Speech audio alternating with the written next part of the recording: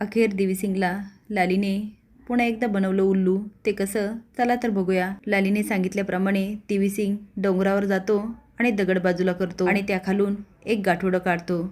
आता त्यामध्ये सगळीच माती असते आणि एक चिठ्ठी. तो वाचतो तर त्यावर असतं, मूर्ख माणूस.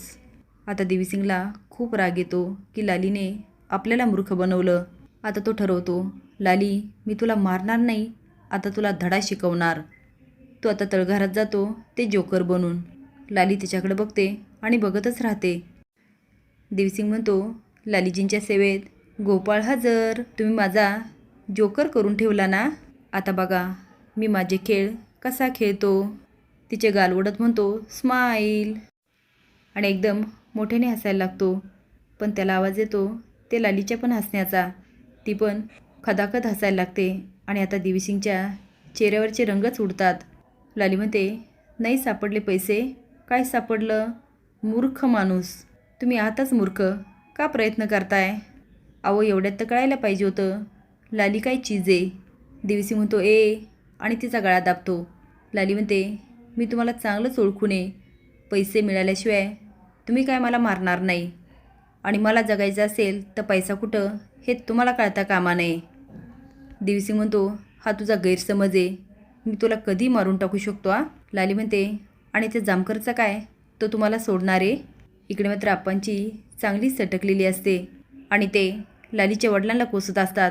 मला आत्ता कळालं, हिचे 5 लाख का दिले या पुरीला आमच्या गळ्यात मारण्यासाठी. रणजी म्हणते, बाई ग, मला तर आधीच संशय होता. मी सांगत होते, पण माझं कोण ऐकते.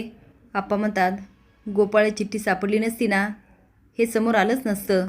आता मात्र आजीची ठेव पेटते आणि ती म्हणते, अरे त्या भामट्यावर काय विश्वास ठेवताय. ती चिठ्ठी त्या पोरीन नाही, ह्या भामट्यानीच लिहिली असणार. आप्पा म्हणतात, ते म्हातारे गबस, तू गेली होती का बघायला?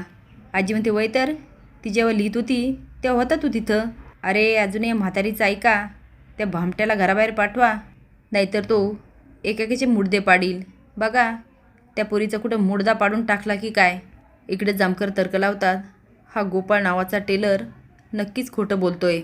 ही चिठ्ठी त्याच्या बायकोनी लिहिली हे कशावरून? सुधाकर हे अक्षर तो ओळखतो का? नाही म्हणजे हे अक्षर त्या टेलरच्याच बायकोचं आहे का? सुधाकर म्हणतो, माहीत नाही साहेब, कधी वेळ नाही आली तिचं अक्षर बघायची. जामकर म्हणतात, तिच्या माहेरी जा आणि तिच्या वया आणा, म्हणजे त्यामधून आपल्याला नक्कीच अक्षर कळेल.